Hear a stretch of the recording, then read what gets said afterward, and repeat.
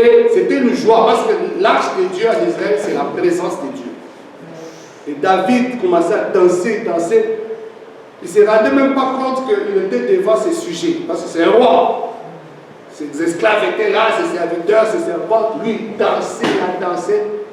Et sa femme, une de ses femmes, a regardé David. Elle était indignée. Elle venait dire à David, pourquoi tu peux danser comme ça devant tout le monde, devant même les sujets. David dit, attention, alléluia. Est-ce que tu sais là où ce Dieu-là m'a ramassé? J'étais dans la bouche, derrière les brebis. Je sentais l'odeur des brebis, parce qu'il était un berger. Sa place était dans la bouche, là-bas, garder les vaches, les brebis de son père. Oui, on peut s'asseoir 2 secondes. On va se lever, on va louer. Amen. Il gardait toutes ces choses-là. Mais Dieu l'a choisi. Dieu l'a fait quitter de la forêt, de la bouche, dans le palais royal. Alléluia. Il est assis sur le trône du royaume d'Israël. Donc, c'était vraiment un changement radical. Et David a dit non, pour ce Dieu-là, je ne peux pas niaiser, je ne peux pas faire hypocrisie, je dois danser pour lui. Et vous savez la conséquence que la femme a eue? Dieu a frappé cette femme-là de la stérilité. Parce qu'elle voulait bloquer la gloire de Dieu. Amen. Donc, Dieu aime la gloire. Alléluia. Amen. On va faire cet exercice-là, on va louer le Seigneur. Moi, je suis un bon animateur. Alléluia. Dieu m'a fait grâce. J'ai animé dans des veillées, dans des retraites. Et ma voix ne se fatigue jamais. Amen. On va animer un peu quelques secondes. Et Yahweh, sois loué. Et Yahweh, j'ai un crack avec la batterie. Et Yahweh, sois loué, papa. Et Yahweh,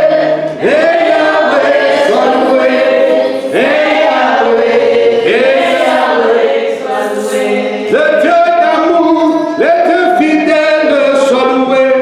Le Dieu vivant, le Dieu de paix, sois loué, papa. Nous aussi, c'est des instruments.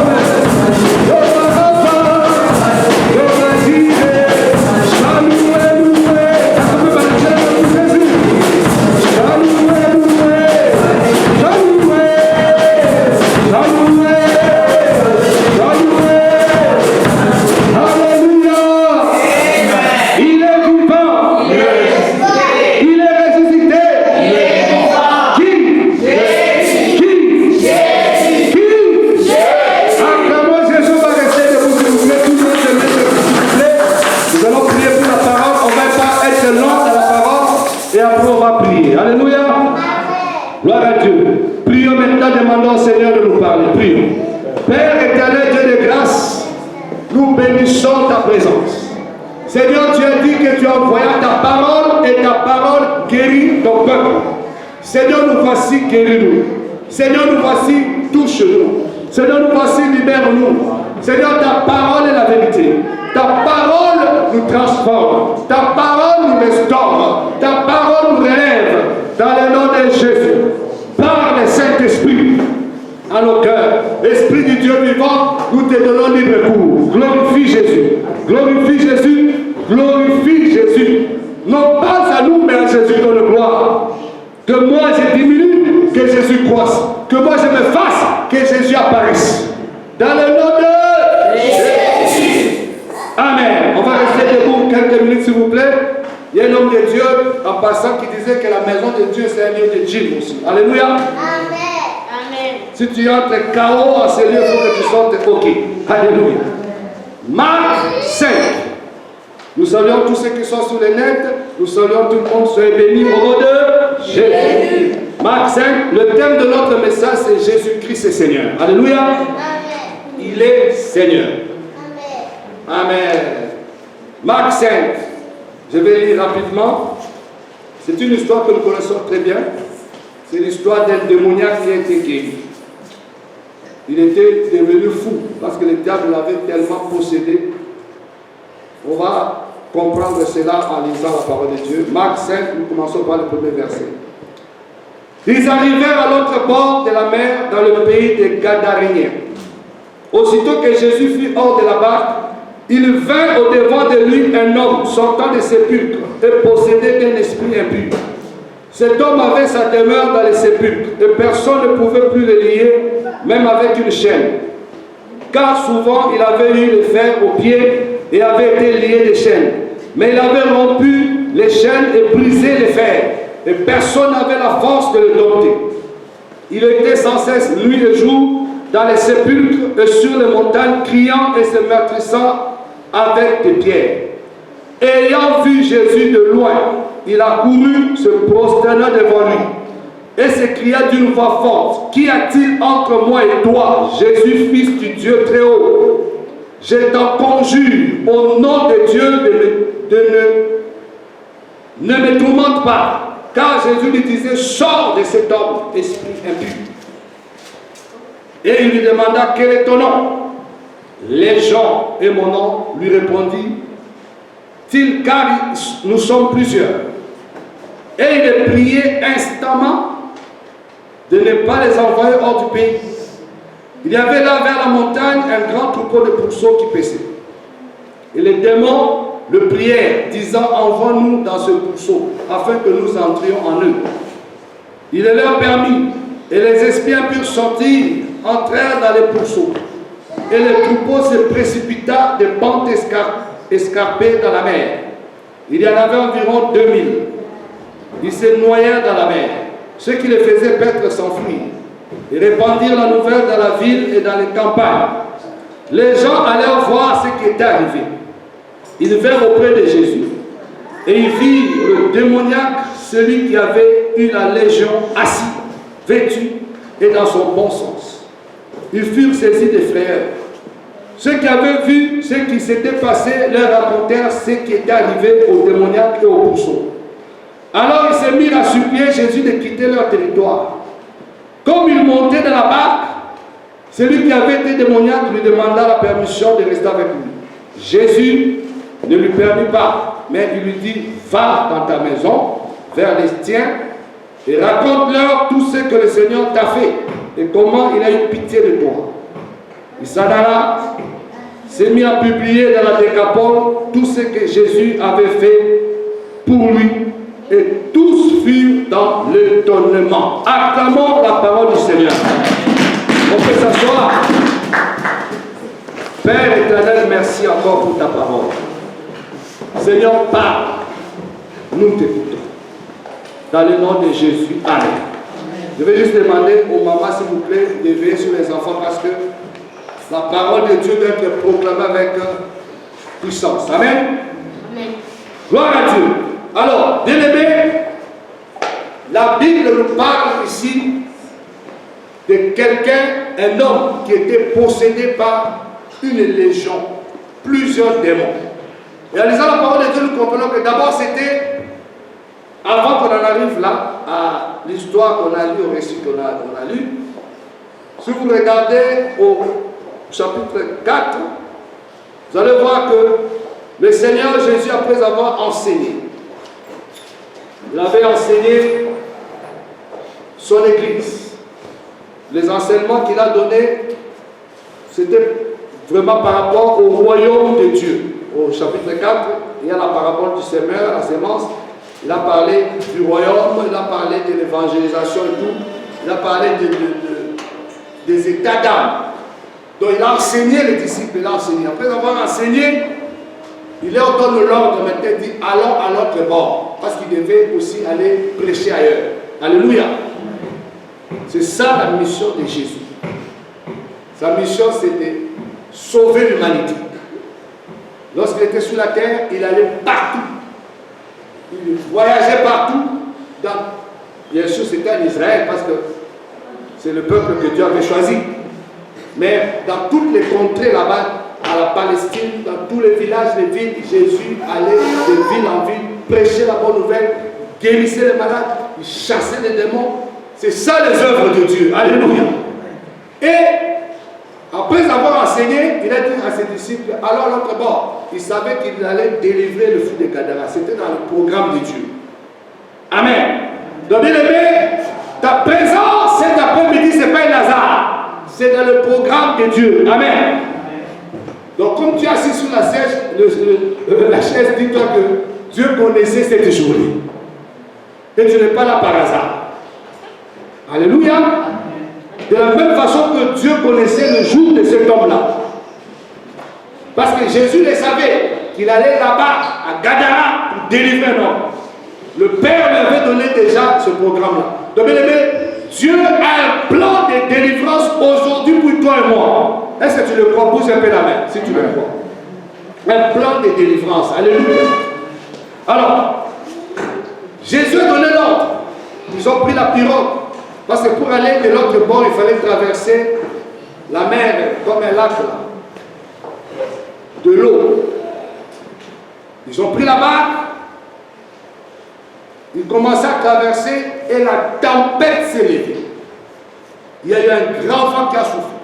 Et quand j'ai lu la parole de Dieu, je comprends que le diable était agité de voir que Jésus venait à Gadara. Alléluia. Bien aimé, laisse-moi te dire qu'il y a des contrées, il y a des villes, il y a des territoires où le diable est là en train de dominer. Comme cette ville-là de Gadara. Nous allons comprendre ça quand nous allons bien lire la parole de Dieu. Donc, la venue de Jésus, le diable avait déjà vu que Jésus venait. Voilà pourquoi il a envoyé la tempête. Il a envoyé pour embrouiller, pour faire peur aux disciples. Mais le diable s'est trompé parce que il ne savait pas que le roi des rois était dans la barque. Alléluia. Jésus dormait tranquillement. Bon, ce n'est pas ça le message, c'est juste pour nous faire comprendre un peu la suite. Donc, le diable avait peur. Il était agité parce qu'il savait que cette âme-là allait être récupérée. Alléluia. Et voilà que, malgré la tempête, nous connaissons l'histoire, Jésus s'est levé, il a calmé le vent, la tempête. Finalement, tout était calme. Ils sont maintenant arrivés. C'est ça maintenant le récit qui nous concerne maintenant. La Bible dit, dès que Jésus met ses pieds dans la ville, il voit tout de suite un homme qui sort de loin, qui vient vers lui. Alléluia. Cet homme-là a crié, Jésus, Fils de Dieu. Alléluia. Pourquoi es-tu venu nous tourmenter? Nous te supplions, ne nous tourmente pas. Donc, c'est le diable qui avait vu le Seigneur Jésus qui a débarqué à Gadara. Et la Bible déclare que cet homme est venu se prosterner devant Jésus. Donc, en réalité, ce sont ces démons-là qui se sont prosternés devant Jésus. Amen. Avant de continuer, on aimerait quand même comprendre la différence entre la possession, l'obsession et l'oppression. La possession, c'est lorsque le diable prend le contrôle de l'être de quelqu'un, comme cet homme-là, esprit, âme, corps. Et quand la personne voulait s'exprimer, c'est le diable qui s'exprimait. La personne ne s'exprimait pas. Alléluia. Les choses que la personne faisait, c'est le diable qui le poussait à les faire. Parce que le diable avait le contrôle de son esprit, de son âme, de son corps. Un bon exemple, c'est un fou. Un fou, il n'a pas le contrôle de sa vie, ni de son environnement. Je le vois qu'il est capable de prendre même des choses dans la poubelle et manger. Ça ne lui fait rien. Il peut dormir à la belle étoile. Il peut même se couper. Alors ici, les enfants qui ont grandi ici, qui sont nés ici, vous ne connaissez pas ça. Nous, on vient d'Afrique, on a vu ça. Alléluia. Parce qu'en Afrique, des fois, il y a des fous qui traînent comme ça. Et vous allez voir que des fois, c'est des gens qui sont violents. Tu passes par là, ils te poursuivent pour te frapper, te tabasser. Et souvent, ce sont ces gens de fous-là qui ont des esprits qu'on appelle les esprits guerriers. Donc, bref, la possession, c'est quelqu'un qui est dominé par Satan, dont le diable a pris sa personnalité même. Donc, quand tu parles même à l'individu, c'est au démon que tu parles. Et quand l'individu veut s'exprimer, c'est le démon qui s'exprime. Et c'est ça qui est arrivé ici à Gadara. Vous voyez que lorsque Jésus a posé la question, qui es-tu? Ce n'est pas l'homme qui a répondu, mais c'est l'esprit qu'il avait possédé qui a répondu, non, je suis le Légion. Et à regarder la vie de cet homme-là, on comprend qu'il était possédé. Il n'habitait pas avec tout le monde. Sa demeure, c'était dans les cimetières, dans les sépulcres, dans les tombeaux. C'est là où il habitait avec les morts. Et la Bible dit de temps en temps, il se coupait, il se maîtrisait, il se faisait lui-même du mal. Donc ce sont ces démons-là qui faisaient ça.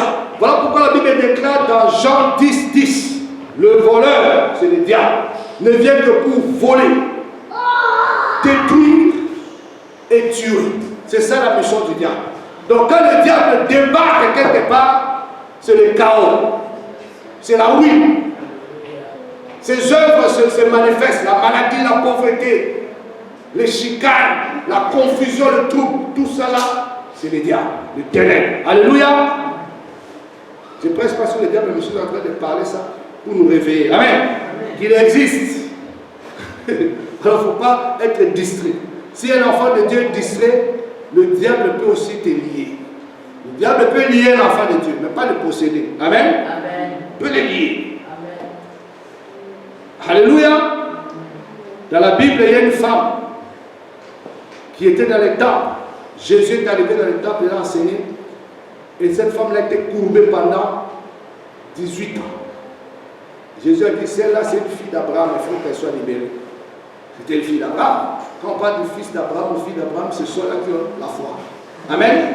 Les enfants de Dieu. Alléluia. Amen. Donc, maintenant, nous allons comprendre qu'il y a ce qu'on appelle l'oppression aussi. L'oppression, c'est lorsque un esprit est en train d'exercer, l'esprit diabolique, évidemment démoniaque, une force sur la vie de quelqu'un. Et souvent là, ça se passe au niveau du corps. Alléluia. Il peut, la maladie par exemple, ça c'est un bon exemple, c'est une oppression diabolique. Tu te réveilles comme ça, la tête est lourde, le mot de tête, c'est une oppression. Dieu ne nous a pas créés comme ça. Amen. Tu te réveilles de douleur au dos, de douleur au pied, c'est une oppression diabolique. Alléluia. Dieu ne nous a pas créés avec des douleurs. Non. La Bible dit, Jésus a porté nos souffrances. Il s'est chargé de nos douleurs. Par ses maîtresses, nous avons été guéris. Donc si tu te réveilles, tu sens que ton corps ne va pas bien, ne pense pas que non, c'est Dieu qui veut ça, laisse comme ça, non. Prends l'autorité. Alléluia. Moi, depuis que j'ai compris ça, il y a des moments où je me réveille, la tête lourde, je passe la journée comme ça, mais là, non, non, non, non, non. Alléluia. J'ai compris que c'est l'oppression. Quand je me réveille, je vois comme ça, je vais prier jusqu'à ce que ça finisse. Parce qu'on a l'autorité. Amen. Je me souviens une fois, je me suis réveillé, j'ai senti comme sur le dos veut se séparer. Je me dis, mais c'est quoi ça? Oh. Même pour monter dans la salle de bain, tu n'arrives pas. Je dis, mais Satan, tu es batteur, c'est quoi ça? J'ai bien dormi.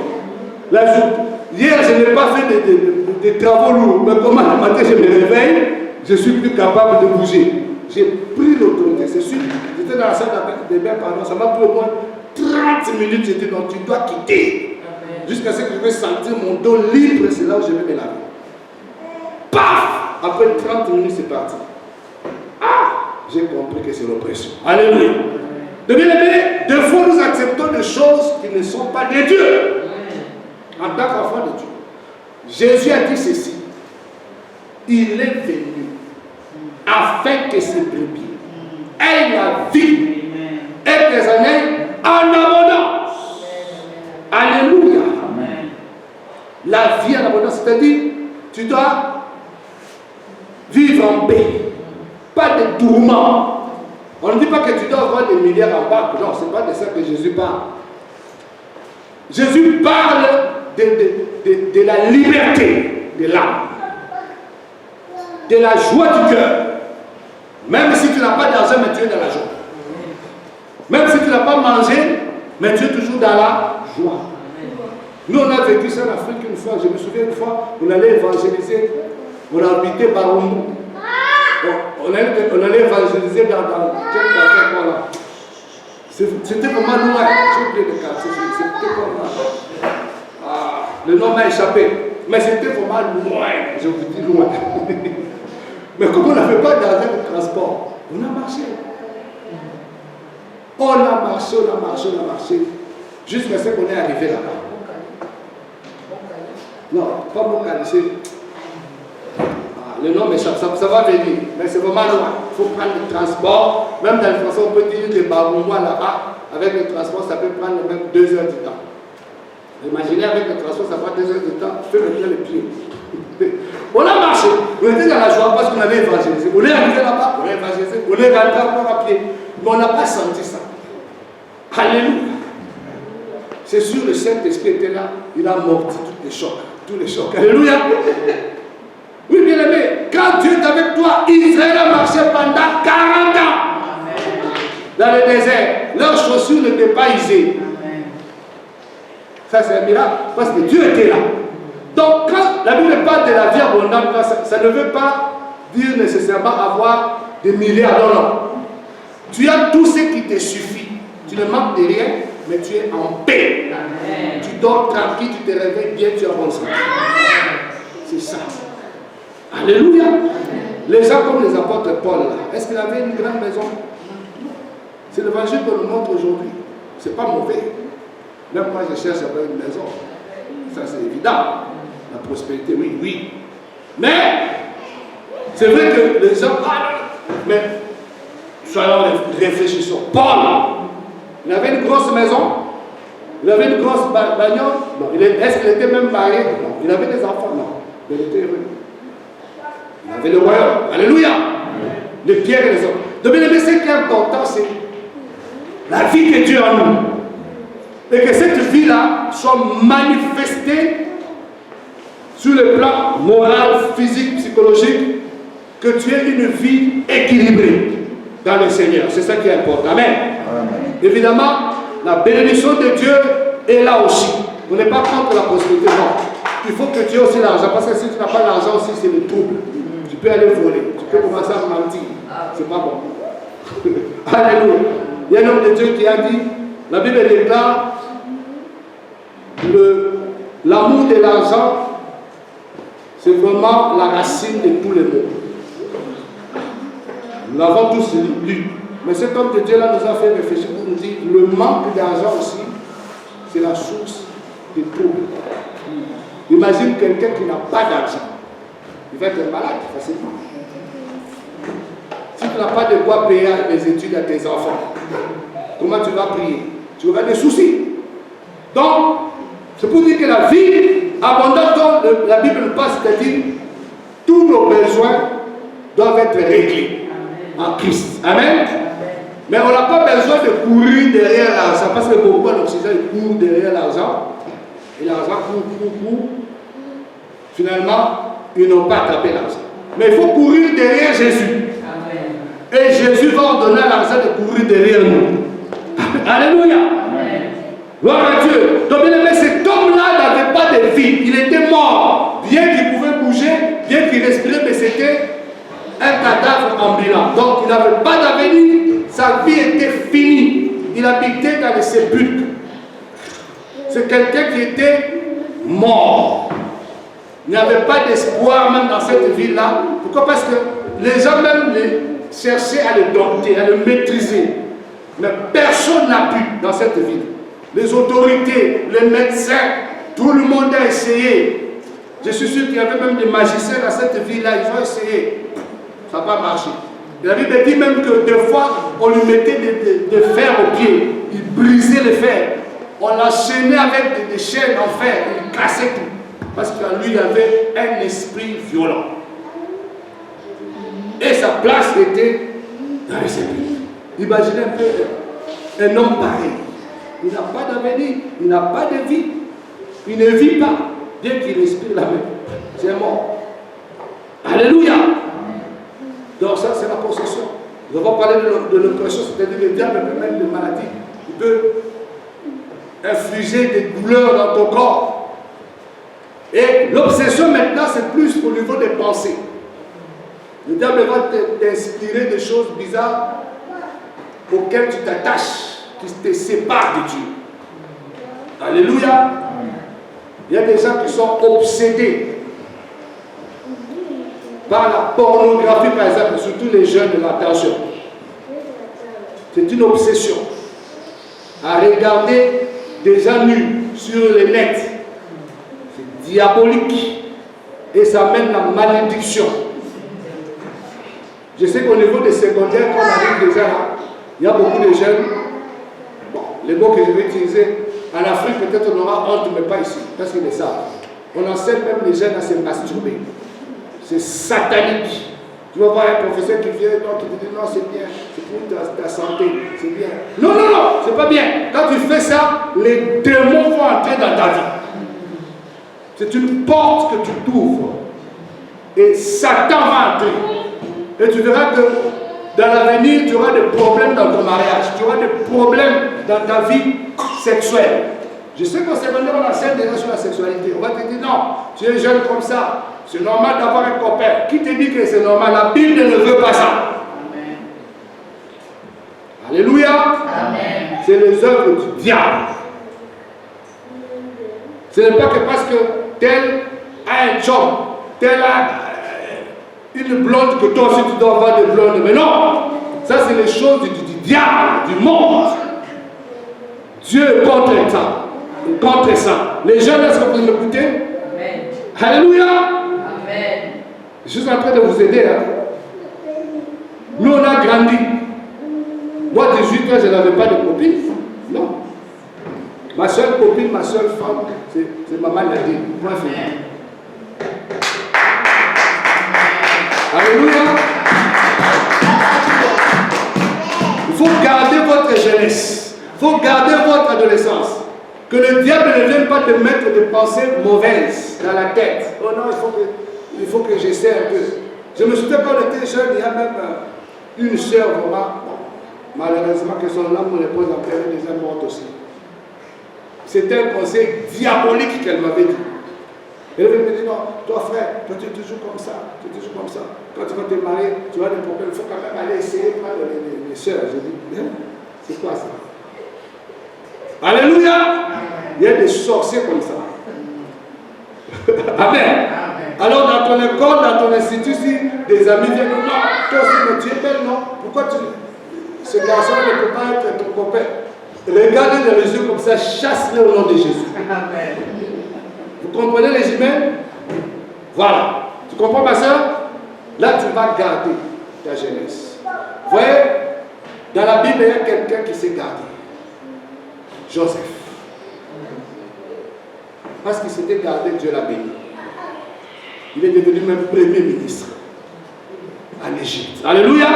Donc quand tu te gardes, Dieu va te bénir.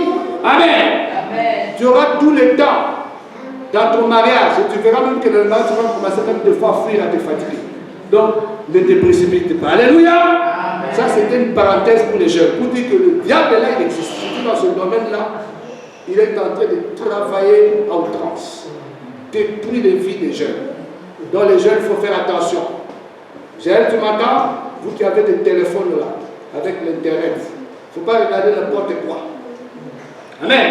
Les parents vous achètent des téléphones, c'est pour vous appeler, c'est pour savoir là où vous êtes. C'est pas pour que vous commencez à chatter, à faire des choses bizarres. Non. Amen. Amen. Il faut avoir la crainte de Dieu. Cet homme-là, en lisant la Bible, j'ai réfléchi, pourquoi il est arrivé à cet état-là? J'ai essayé un peu de prier que Dieu m'aide à comprendre.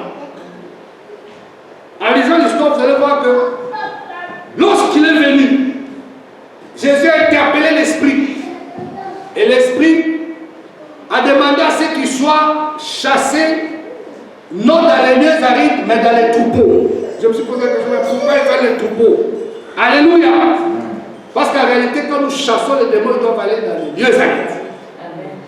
Le lieu aride, c'est-à-dire c'est un endroit où le démon n'a pas de corps.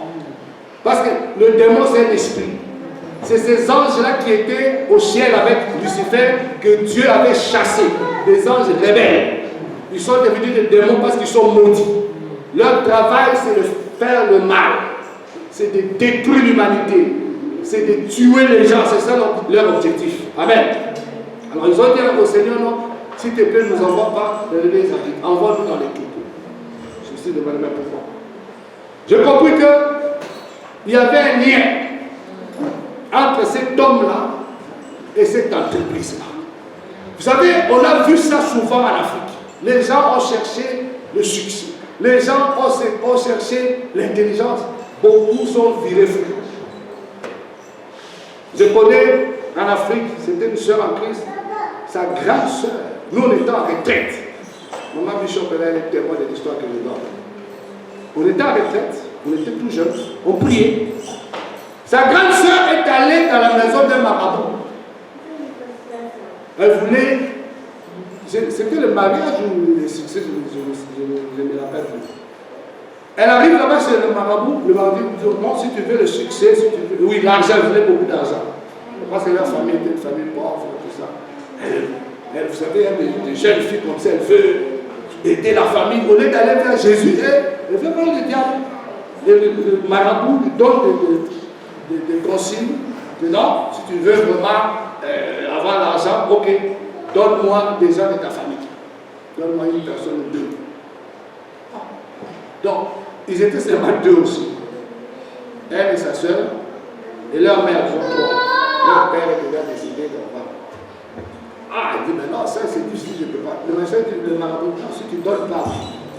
D'abord, c'est qu'on a des affaires avec toi, si tu donnes pas, tu auras des problèmes. Tu donnes. Ok, je donne ma mère. Le marabout regarde, non, non, elle est vieille. Non, pas elle. Tu appelles une personne. Elle cite le nom de la sœur là avec qui on était en retraite. Le marabout regardait et dit, non, non, non, non. Qu'est-ce que tu viens de faire là? Tu vas brûler mes affaires ou quoi? Je te donne 24 heures. Va me chercher le nom d'une